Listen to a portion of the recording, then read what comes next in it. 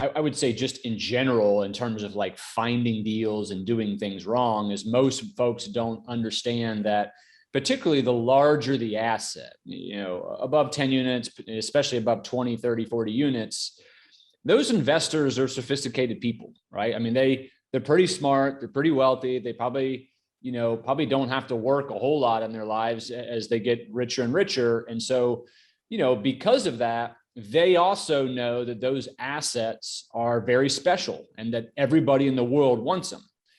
And so when you have that mentality, why would you entertain an offer from some random person that calls you directly and you sell for some sort of discount, right? Which people call off market. Over 90% of investors in the larger apartment world are calling brokers because they know they can procure 15 offers, elevate the price, and sell it for top dollar, right? Now, so I would say one of the biggest fallacies I see is that a lot of these training companies and syndications, they talk about how to write a letter directly to the seller, how do you make a phone call to the seller, how you procure these assets. And that's fine and dandy. If you've got several staff members in a company and you can dedicate one or two juniors to make those calls, I still encourage that. That's all good. But I wouldn't make, if you're the main principal or the main person, or you're a small company, or you're the one doing all the acquisitions, just looking at time efficiency, your time is much better spent just concentrating on building broker relationships, right?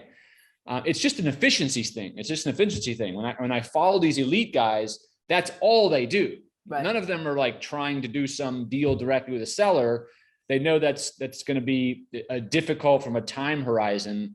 All they do is making phone calls and developing relationships with all the brokers in their markets.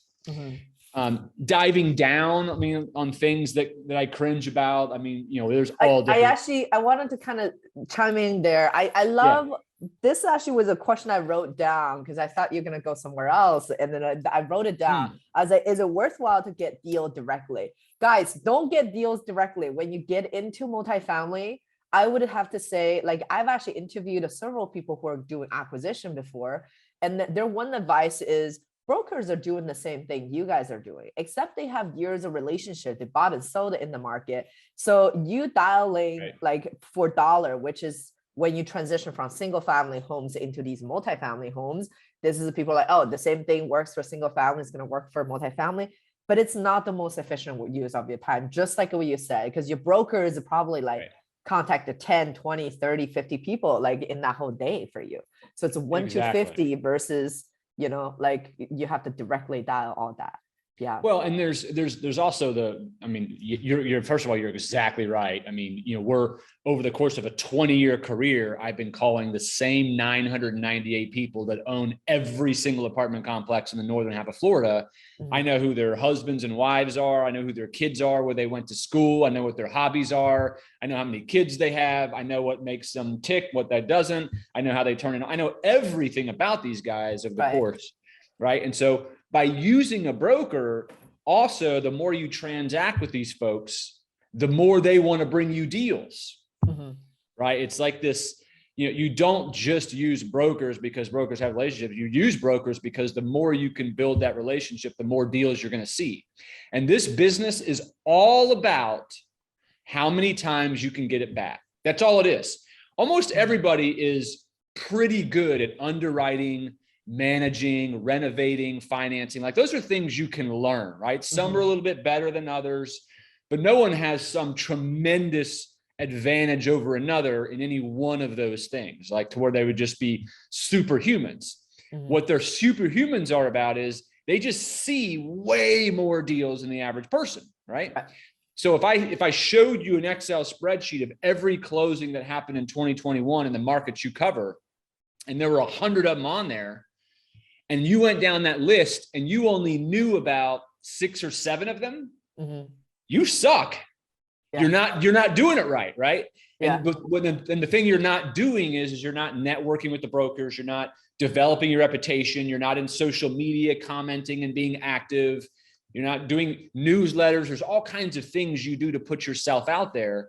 But all of it's done so that you're aware of every deal that comes to market. There's nothing worse than seeing a deal that closed like down the street where you may even own something and you've never heard about it. Right. Absolutely. Yeah. Absolutely. Yeah. I By think the time something hits a website, there's already lots of buyers. Okay. Right. No, this is not single family. In single family, every house is sold on the internet.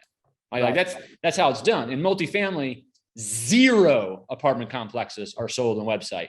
The only reason you see it on a website is because either a real estate investment trust has to tell their investors it's being exposed everywhere, or you have an uneducated seller who thinks that an apartment complex is sold on the internet. And so we as a broker put it on there just to satisfy the seller thinking we're covering all the bases.